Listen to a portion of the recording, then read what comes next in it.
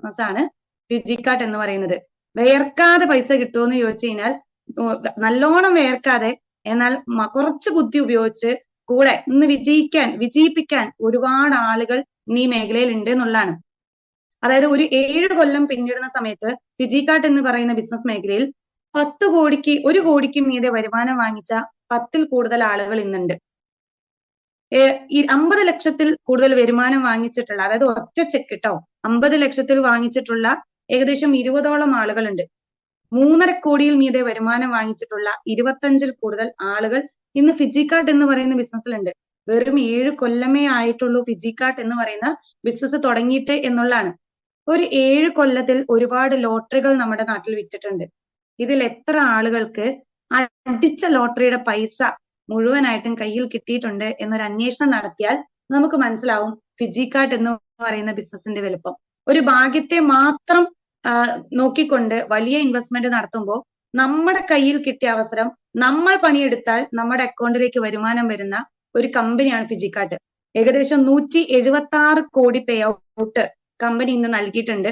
ഇത് ഞാൻ പറഞ്ഞതല്ല, കമ്പനിയുടെ മുതലാളിയായിട്ടുള്ള ബോബി സാറ് സോഷ്യൽ മീഡിയയോട് തുറന്നു പറഞ്ഞൊരു സാധനമാണ്. 176 കോടിയാണ് പേ ഔട്ട്, അതായത് വരുമാനമായിട്ട് ഈ ഒരു മേഖലയിലുള്ള ആളുകൾക്ക് നൽകിയിട്ടുള്ള. ഫിജിക്കാർട്ടിൽ രേഖാമൂലം തന്നെയാണ് 176 കോടി 99,51,397 രൂപ ഞാൻ ഇതിലെ ബിസിനസ് ചെയ്യുന്നവർക്ക്, അംഗങ്ങൾക്ക്, അഫിലിയേറ്റ്സിന് കൊടുത്തിട്ടുണ്ട് നൽകിയിട്ടുള്ളത്. അതിൽ ഏകദേശം 300-ൽ കൂടുതൽ ആളുകൾ ഈ സ്ക്രീനിന്റെ അകത്ത് ഇരിക്കുന്നുണ്ട്. അതിൽ നിന്നും ഒരു 25 ലക്ഷത്തിന്റെ അടുത്ത് വരുമാനം വാങ്ങിയ ഒരാളാണ് ഞാൻ. അപ്പൊ ഇത്രയും കമ്പനിക്ക് നൽകാൻ കഴിഞ്ഞിട്ടുണ്ടെങ്കിൽ, ഇത്രയും കാലം നൽകാൻ കഴിഞ്ഞിട്ടുണ്ടെങ്കിൽ, 25,000 കോടിയുടെ ബിസിനസ് നടത്തുന്ന ചെമ്മണ്ണൂർ ഇന്റർനാഷണൽ ഗ്രൂപ്പിന് ഇനിയും ഒരുപാട് ആളുകൾക്ക് ഇതേപോലെയുള്ള വരുമാനങ്ങൾ നൽകാൻ സാധിക്കും. ഇനി അത് വാങ്ങിയെടുക്കാൻ നിങ്ങൾ തയ്യാറാണോ എന്നുള്ളൊരു ചോദ്യം മാത്രമേ ഇനി അവശേഷിക്കുന്നുള്ളൂ. ഈ ബിസിനസ്സിലേക്ക് വരാൻ എന്ത് ചെയ്യണം എന്ന് ചോദിച്ചു കഴിഞ്ഞാൽ 3 കാര്യങ്ങൾ ചെയ്താൽ മതി. വീട്ടിലേക്ക് ആവശ്യമായിട്ടുള്ള പ്രൊഡക്റ്റുകൾ ഒരൊറ്റ തവണ ബ്രാൻഡ് മാറ്റി നിങ്ങൾ പർച്ചേസ് ചെയ്യാൻ, ഫിജിക്കാർട്ടിൽ നിന്ന് പർച്ചേസ് ചെയ്യാൻ തയ്യാറാവുക എന്നുള്ളതാണ് ഒന്ന്. രണ്ടാമത്തത്, നമുക്ക് പരിചയമുള്ള വ്യക്തികളിലേക്ക് നമ്മൾ യൂസ് ചെയ്ത പ്രൊഡക്റ്റുകളെ കുറിച്ച് എത്തിക്കുക, ഈ ബിസിനസ് അവസരം എത്തിക്കുക എന്നുള്ളതാണ് 2. ബാക്കി മൂന്നാമത്തത്, അക്കൗണ്ടിലേക്ക് കാശ് വരുന്ന കാര്യം, അത് ടീമും നിങ്ങളെ ഇൻവൈറ്റ് ചെയ്ത ഒരു വ്യക്തിയും കട്ടയ്ക്ക് നിന്ന് നിങ്ങളുടെ അക്കൗണ്ടുകളിലേക്ക് എത്തിച്ചു തരുന്നുള്ളതാണ്. ഇതിന് നിങ്ങളുടെ ഒരു സഹകരണവും ചെയ്യാനുള്ളൊരു മനോഭാവവും ഈ ഒരു യുക്തിപരമായിട്ടുള്ള ഒരു തീരുമാനം എടുക്കാനുള്ളൊരു കഴിവും മാത്രം മതി. അപ്പൊ എന്നും നമുക്ക് പറയാം, നമ്മളൊരു ദരിദ്രനായിട്ട് ജീവിക്കുന്നതിലല്ല കാര്യം, അല്ലെങ്കിൽ ജനിക്കുന്നതിലല്ല കാര്യം, നമ്മൾ മരിക്കുന്ന സമയത്ത് എങ്ങനെ മരിച്ചു എന്നുള്ളതിലാണ് കാര്യം, അല്ലെ?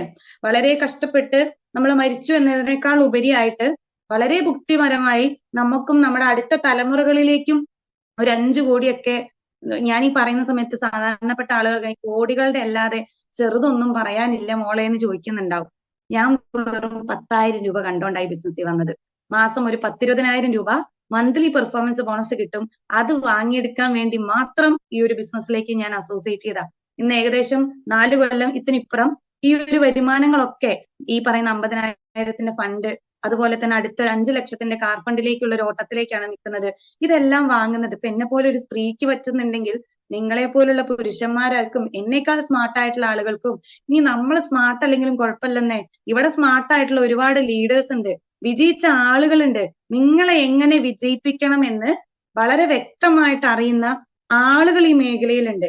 അവരോട് ചോദിച്ചു കഴിഞ്ഞാൽ ഒരു 10ാം ക്ലാസ് തോറ്റ വ്യക്തിക്ക് എങ്ങനെ തോക്കാന്നുള്ളത് പറഞ്ഞുതരാൻ പറ്റും. 10ാം ക്ലാസ് ജയിച്ച വ്യക്തിക്ക് എങ്ങനെ ജയിക്കാമെന്നും പറഞ്ഞുതരാൻ പറ്റും. അപ്പൊ ഒരുപാട് വിജയിച്ച ആളുകൾ നമ്മൾ കേട്ടിട്ടില്ലേ, നമ്മള് മുല്ലപ്പൂമ്പടി ഏറ്റുകിടക്കും കല്ലിന് കൊണ്ടൊരു സൗരഭ്യം പറഞ്ഞ പോലെ വിജയിച്ച ആളുകളുടെ കൂടെ കൂട്ടുപിടിച്ചു കഴിഞ്ഞാൽ നമുക്കും ജീവിതത്തിൽ വലിയ വിജയങ്ങൾ ഉണ്ടാക്കാൻ സാധിക്കും. അപ്പൊ അങ്ങനെ ഒരു യുക്തിപരമായ തീരുമാനം നിങ്ങൾക്ക് എടുക്കാൻ സാധിക്കട്ടെ.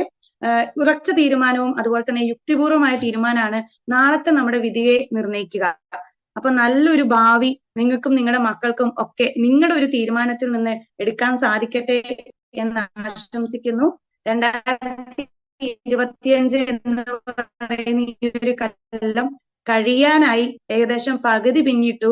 ഇനിയും മൂഢം എന്ന് വിശ്വസിച്ചിരിക്കരുത്. നമ്മൾ പ്രയത്നിച്ചാൽ മാത്രമേ നമുക്ക് നല്ല കാലം വരുള്ളൂ. അവസരമേ ദൈവം തരുള്ളൂ. അല്ലാതെ കുറ്റിച്ചാക്കിൽ പൈസ ദൈവം കൊണ്ടുവന്ന് തന്നത് ഞാൻ ഇതുവരെ കേട്ടിട്ടില്ല. ആ അവസരം ഉപയോഗിക്കാൻ, യുക്തിപരമായിട്ട് ഉപയോഗിക്കാൻ നിങ്ങൾക്ക് പറ്റട്ടെ എന്ന് ആശംസിക്കുന്നു. This is Jaseera, sales manager of Digicart.com. Thank U.